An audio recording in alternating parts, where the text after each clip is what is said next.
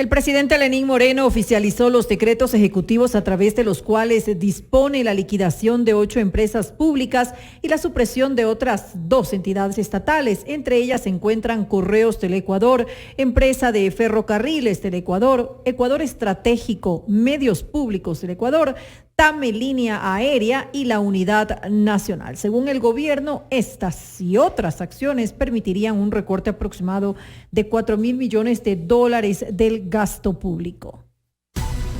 La noticia requiere profundidad. En Notimundo están los protagonistas de la noticia.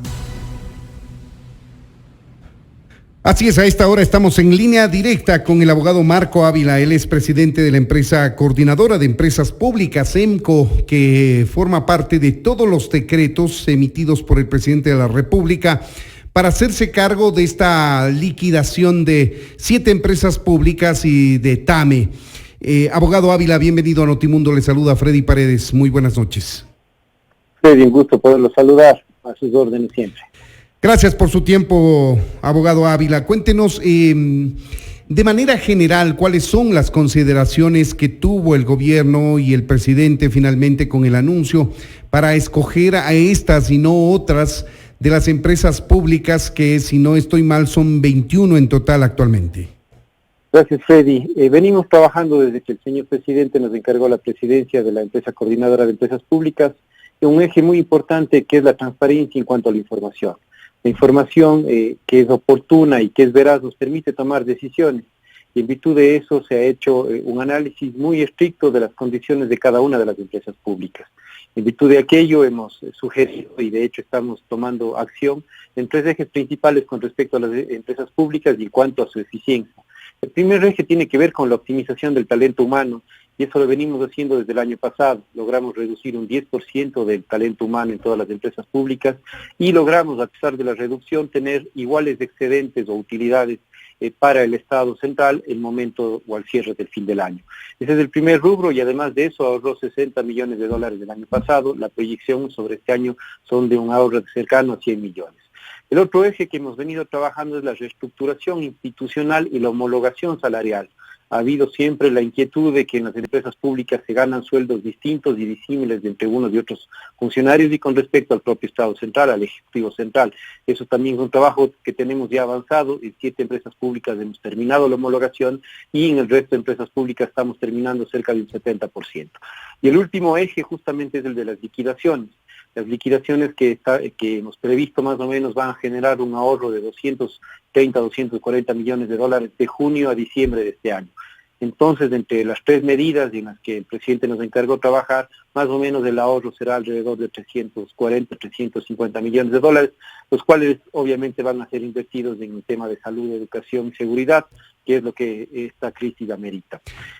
Con respecto a las empresas públicas que se cierran, me permito comentarle que de alguna manera hay un análisis que gira en torno a 3 aspectos. Primero, aquellas que optimizan de alguna manera ese gasto que veníamos haciendo, porque las funciones que cumplían podrán ser asumidas por otras instituciones del propio Ejecutivo. En este primer grupo de empresas, para ejemplificar, Freddy, voy a poner al CEAR, a la UNA, a Ecuador Estratégico y a Hacienda. Y voy a coger el ejemplo de Ecuador Estratégico por mencionar uno dentro de estas empresas de optimizar. Ecuador Estratégico es una empresa que principalmente se dedica a la construcción de obra y principalmente vivienda. Y tiene yo digo haciendo un símil, casi una hermana gemela que es Casa para Todas, cuya misión también es construir vivienda principalmente. Entonces, actualmente tenemos 2 estructuras institucionales con costos administrativos, costos de personal que cumplen una tarea bastante similar. En ese sentido, es uno de los ejemplos que le comento dentro de las empresas optimizar. Otro de los casos de estos es CEAR, los centros de alto rendimiento. Los centros de alto rendimiento reciben prácticamente el 80% de sus ingresos de la propia Secretaría del Deporte por el servicio que prestan a los deportistas en el país. Entonces la reflexión ha sido que la propia Secretaría podría administrar estos centros de alto rendimiento evitando un costo justamente de la empresa pública como tal. Perdone que le interrumpa, pero esto quiere decir que nunca fue necesaria, por ejemplo, la empresa pública CEAR para administrar las unidades de alto rendimiento, sino una generación inútil de burocracia. Desde mi punto de vista, y lamentablemente bajo los números así es, Freddy, nunca ha tenido un rendimiento mayor que justifique de alguna manera los gastos que tiene. Otra cosa distinta hubiera sido en un momento si es que llegábamos a tener, por ejemplo, deportistas del extranjero y una gran cantidad de huéspedes que quieran estar en los mismos. Y esa no es la realidad. La realidad es justamente lo que yo le decía, que el 80% aproximadamente de sus ingresos corresponden a los propios deportistas de la Secretaría del Deporte. Y entonces es muy esporádico que tengamos otro tipo de ingresos. Hay una gran infraestructura, por supuesto, hay una gran inversión que genera réditos para el deporte, sin duda, pero que podría ser administrado de una manera más austera a través de la propia Secretaría del Deporte, con lo que actualmente tiene dentro de su propia nómina, dentro de sus propios departamentos. Pero Además, SEAR, por ejemplo, abogado Ávila, SEAR, ¿cuál es la nómina que tiene? Es decir, la parte administrativa de las unidades de alto rendimiento que desaparecerían en suma, porque las unidades de alto rendimiento se van a mantener. Lo que se elimina es esta empresa pública que las administra de alguna manera. Así es, el número de funcionarios actualmente de SEAR es de 58 personas. Y además tiene 58 personas, Freddy, porque estaba encargado de otro proyecto, que era la construcción de las canchas deportivas. Usted recordará dentro del proyecto Juego Limpio. Y por eso es que tiene una nómina relativamente mayor a lo que normalmente necesitaría. Pero la intención es que la propia Secretaría del Deporte, con el personal que tiene actualmente, no con uno nuevo ni transfiriendo el personal, con el que cuenta actualmente dentro del proceso de optimización, pueda hacer la administración de estos centros de alto rendimiento, que es la función principal del SEAR. Como les decía, este es uno de los ejemplos. Otro de los ejemplos, si es que le parece, les decía el tema de siembra, de cuadro estratégico, que Casa para Todos con su mismo personal va a asumir los proyectos de vivienda que ya venía cumpliendo el cuadro estratégico y los va a administrar con el mismo equipo humano de alguna manera. Seguramente cuando sobra el dinero y cuando hay mucho dinero en el Estado, estos detalles a lo mejor no hacen la diferencia. Digo, a lo mejor de una manera un poco sarcástica, pero el momento que tenemos una limitación en cuanto a los recursos, cada dólar que podamos ahorrar cuenta, Freddy. Así es. Ahora, hablemos de las otras empresas. Siembra, por ejemplo, que según entiendo es la empresa pública Yacha y no la universidad, sino la empresa pública creada para administrar los temas administrativos de la universidad. Así es. Aquí justamente Siembra también está dentro del grupo de empresas que yo llamo del grupo de optimización. Tenemos el grupo que yo, perdóneme el término, llamo por la realidad económica y otra que llamo en virtud de que el modelo de negocio se ha agotado. Siembra está en el primer grupo y justamente en el proceso de optimización lo que pretendemos es que los terrenos que tiene Siembra, que es su gran capital, que Siembra tiene dos aspectos muy importantes. Los terrenos, cerca de 4.000 hectáreas que fueron expropiadas, de las cuales 2.500 aproximadamente son las hectáreas útiles, y tiene el supercomputador y algunas edificaciones. Son de alguna manera los aspectos más importantes.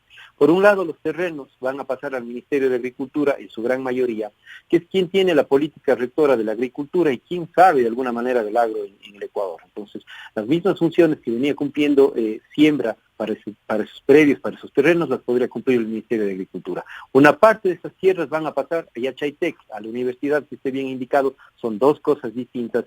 Para el tema de investigación, fortalecimiento de la agroindustria y la investigación como tal dentro del sector agrícola. Y asimismo los edificios que en este momento están en propiedad de Siembra, que era uno de los roles, construir justamente edificios y la infraestructura para la universidad, pasarían ya directamente a Yachaitec. De igual manera, el tema del supercomputador, que es un elemento importante, pasaría a Yachaitec para efectos de la investigación. Inclusive tiene más lógica, le digo, Freddy, que en la universidad, por ejemplo, estén las edificaciones que utiliza la misma universidad y el caso del supercomputador. Estas son, junto con las 4 empresas que yo he llamado dentro de la optimización. Si le parece, le comento las que... Por favor, las que restan, así es. Así es, por la realidad económica de alguna manera nos han obligado a tomar ciertas decisiones. Y esta no es una novedad en el caso de TAME y de ferrocarriles. En el caso de TAME, las aerolíneas en el mundo, usted conoce, han sufrido una crisis sin precedentes. Se calcula que al menos 30.000 millones de dólares necesitarían las aerolíneas en el mundo en general para salir a flote nuevamente, porque obviamente la conectividad entre los aeropuertos no hay, pasajeros no viajan y obviamente los ingresos se han visto reducidos a cero. Esa no hace diferencia con TAME y se parece un poco a la realidad que han tenido aerolíneas en Latinoamérica como propio LATAM, que estaba despidiendo cerca de 2.000 trabajadores, o de Avianca, que se declaró en quiebra bajo la ley de Estados Unidos. también nos pasa lo mismo, simplemente con una realidad que es más grave, que nosotros no tenemos un colchón económico porque veníamos arrastrando unas pérdidas que no nos dan margen de acción. TAME venía, sí, en un proceso interesante, le digo, y lo digo esto con mucha pena porque habíamos puesto muchísimo esfuerzo en TAME desde que asumimos las funciones para de alguna manera mejorar las condiciones. Y habíamos logrado reducir los costos, por ejemplo, los costos operativos en un 34%, que no es poca cosa. Habíamos logrado reducir la nómina en un 31%, de 1.370 trabajadores a 900 trabajadores en el año 2019. Y esto tenía como frutos haber bajado las pérdidas en casi 30%, 29%. La perspectiva que teníamos era que en este año logremos casi que nivelar los números de TAME y en el año 2021 tengamos por fin números azules y dejemos los números rojos.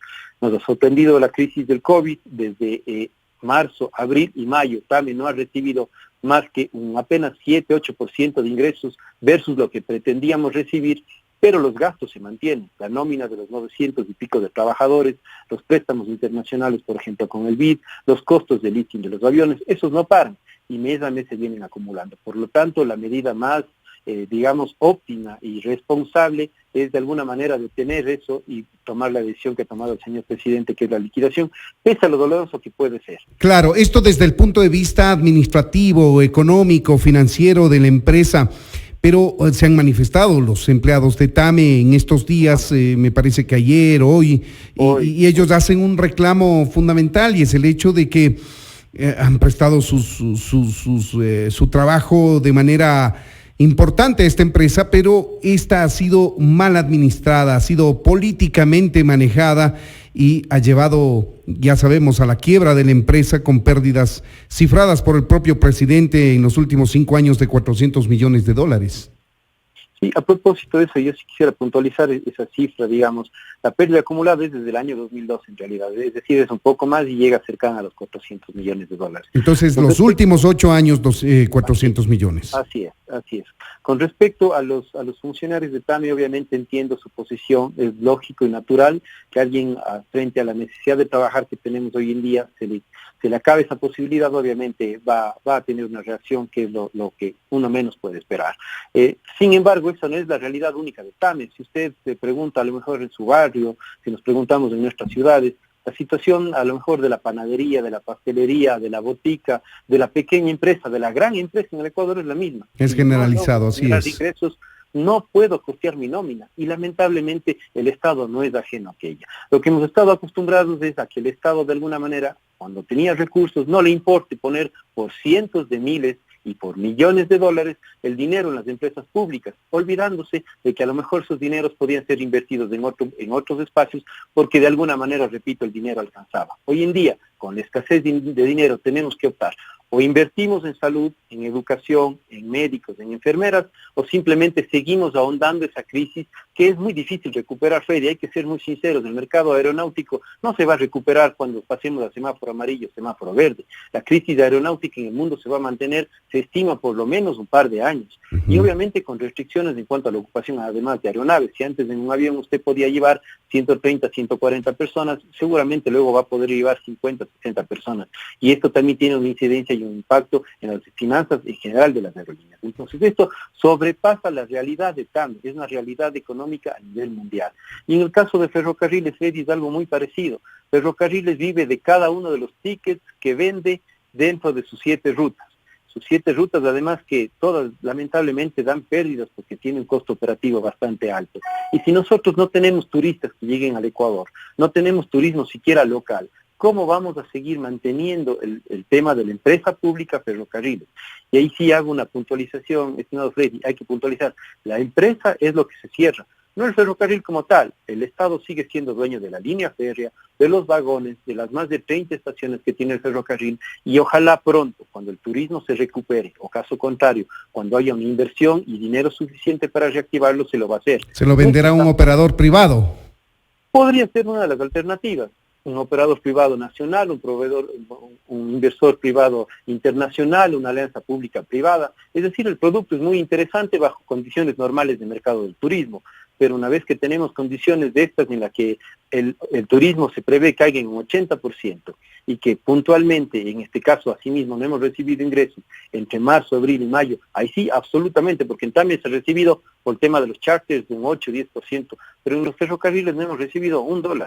Entonces se vuelve inmanejable una situación de esa con casi 400. Los empleados ferroviarios también han salido a manifestarse. ¿Cuántos son, por cierto? ¿Cuál es la carga económica del Estado en la manutención de esta empresa con pago de salarios y operaciones?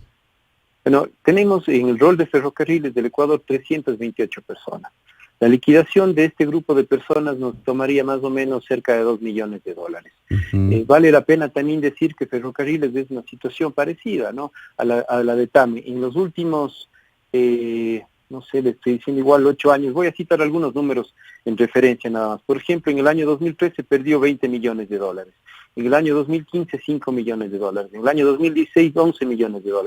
En el año 2019, $9 millones, aunque, bueno, aquí hay que diferenciar un tema. En el último año se perdió 4 millones y pico, y el Estado puso $5 millones para jubilaciones de empleados que tenían ya cierta antigüedad. Entonces, nuevamente volvemos a replicar lo mismo. En un Estado que a lo mejor tiene dinero suficiente y que puede invertir en un proyecto que sea atractivo, que sea interesante, que podamos pensar que tenga futuro, yo acepto que invirtamos un cierto tiempo, que esperemos ese retorno durante unos ciertos años, pero en la lógica esta, desde el año 2012 venimos perdiendo, y no nos podemos dar el lujo de seguir haciéndolos.